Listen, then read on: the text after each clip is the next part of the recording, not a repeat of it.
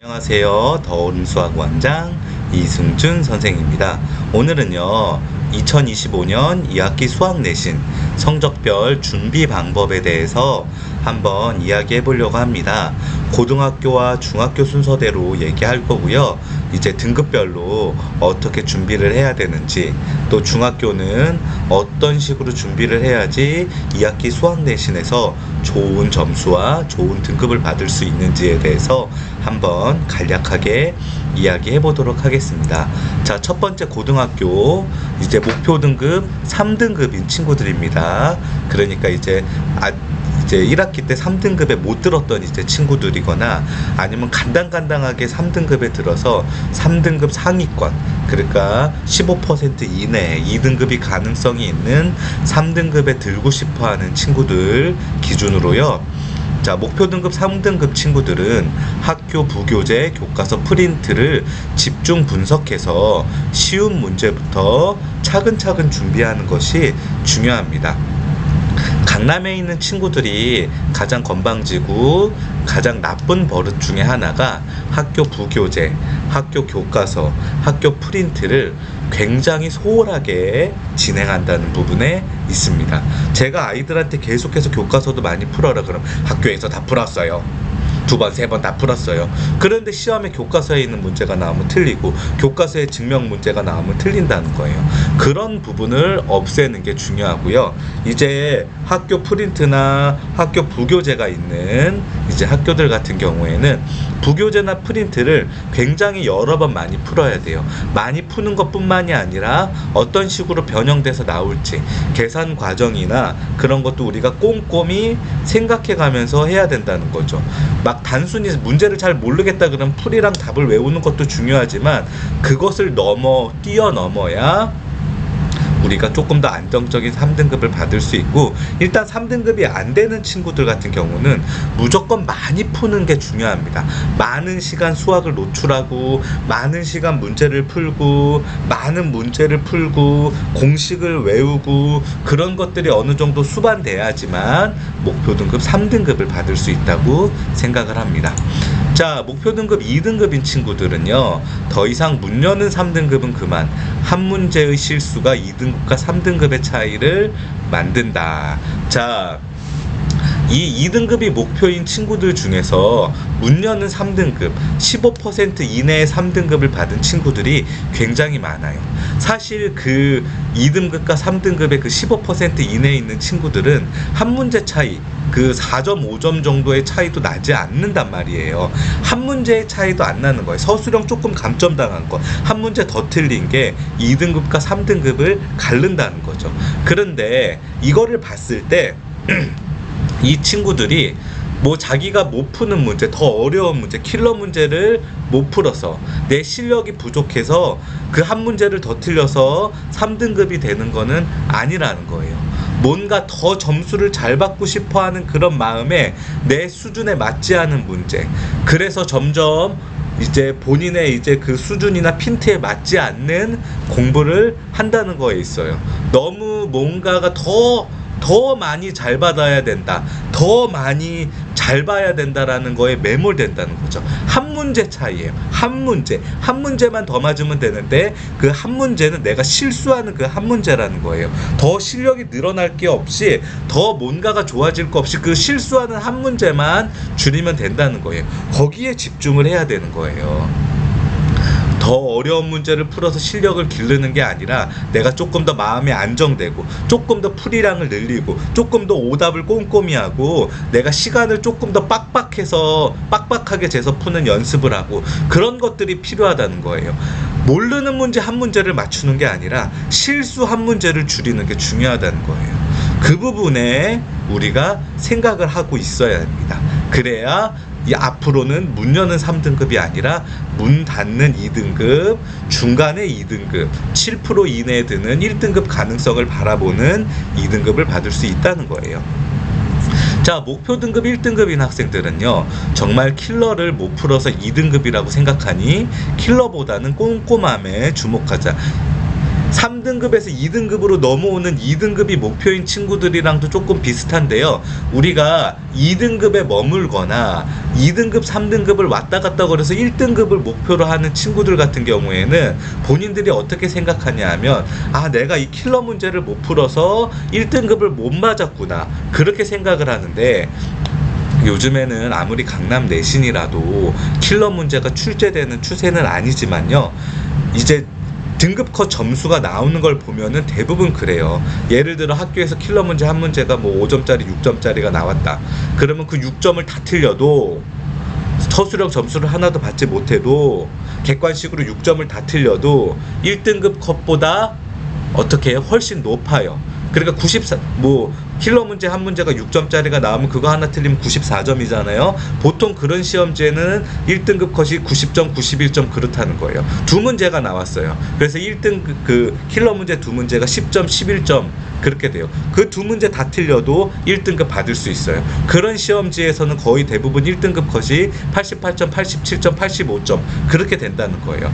그러니까 우리가 1등급을 못 받는 문제는 뭐냐 하면은, 그 1등급에 내가 못 푸는, 내가 정말 열심히 노력했는데 못 푸는 그 킬러 문제 한 문제 두 문제를 틀려서 내가 1등급을 못 받는 게 아니라, 내가 공부해왔던 것을 온전히 다 펼치지 못하는 거예요. 앞에서도 똑같이 얘기했지만, 내 수준에 넘어가는 너무 어려운 문제를 공부했던지, 내 수준과 맞지 않는 너무 쉬운 문제만 공부했던지, 아니면 내가 문제 푸는 거에 너무 집중해서 시간 체크하거나 서술형 쓰거나 그런 꼼꼼함을 부족하게 했던지, 아니면 아무리 내가 오답을 열심히 한다고 했지만 단순히 해설만 보고 오답을 한 건지, 해설을 내가 그대로 이해하는 걸로 문제를 다시 여러 번 풀어보면서 오답을 했는지, 내가 오답을 하면서 문제를 다시 읽어봤는지, 아니면 다시 그냥 문제만 풀어봤는지, 그냥 해설만 봤는지, 그런 꼼꼼함에서 2등급과 1등급이 갈린다는 거지, 킬러 문제를 풀지 못해서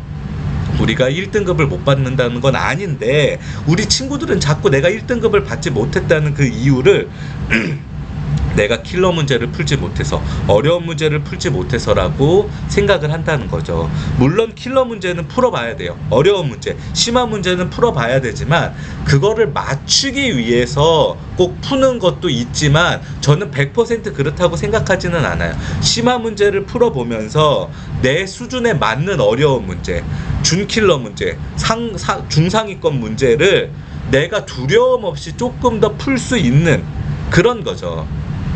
예를 들면 그거예요. 마라톤을, 내가 마라톤 42.195km 마라톤을 떴어요. 그럼 마라톤을 뛴다고 해서 내가 올림픽에 나가서 마라톤 선수가 될 수는 없어요. 나는 10km 마라톤 아니면 하프 마라톤 선수예요. 42.195km를 뛰었다고 해서 내가 올림픽에 마라톤 출전할 수가 없어요. 전문 분야가 아니니까. 하지만 42.195km를 뛰고 나면 내가 하프 마라톤을 할 때, 아, 야, 42.195km도 떴는데 반 뛰는 거야. 얼마든지 뛸 수 있다라는 자신감을 가지고 뛸 수 있다는 거예요. 킬러 문제를 풀어보는 거는 제가 봤을 땐 그 정도 수준에서 맞춰줘야 된다고 생각이 들어요. 그러니까 우리 친구들도 물론 각자의 수준과 상황에 따라서 다르겠지만, 그런 부분에서 조금 더 집중해서 공부하면 충분히 1등급도 받을 수 있다고 저는 생각합니다. 자, 중학교 기준으로 가볼게요. 자, 2학년 시험 범위가 확률, 삼각형, 사각형, 도형의 닮음입니다. 자, 확률을 못 푸는 친구들도 있고 도형을 못 푸는 친구들도 있어요. 전체적으로는 이제 중학교 수학 기준으로 봤을 때 이 도형의 닮음, 삼각형, 사각형 부분이 보조선을 그어야 되는 문제도 많고 굉장히 어렵습니다. 공간 지각 능력이 뛰어나고 중학교 때 두뇌가 좀 튀어진 똑똑한 친구들은 금방 쉽게 넘어가는데, 그렇지 않은 친구들은 보조선을 어떻게 그어야 되는지 몰라서 이 부분에서 굉장히 많이 무너지면서 수학을 어려워하는 친구들이 있어요. 근데 여러분 이렇게 생각해 봤어요? 도형, 보조선 긋는 문제 유형이 정해져 있어요. 그러면 한번 그 유형 내가 다 외워보려고 노력은 해봤나요? 중학교 문제이기 때문에 여러분들이 생각하는 것만큼 그렇게 막 숨어있는 그런 내가 외울 수 없는 그런 문제가 나오지는 않아요. 보조선 내가 어떻게 긋는지 모르겠어요. 죄송해요, 목소리가 이상해서. 자, 보조선 어떻게 긋는지 모르겠어. 그러면 어떻게 하면 돼요? 보조선 긋는 문제의 유형을 다 외우면 돼요. 충분히 외울 수 있어요. 닮음도 그렇고 사각형도 그렇고 삼각형, 내심, 외심도 그렇고 다 우리가 외울 수 있다라는 거예요. 내가 공간 지각 능력이 떨어져서 극복하기 어렵다면 한번 외워보세요. 그러면 충분히 극복할 수 있다고 생각이 듭니다.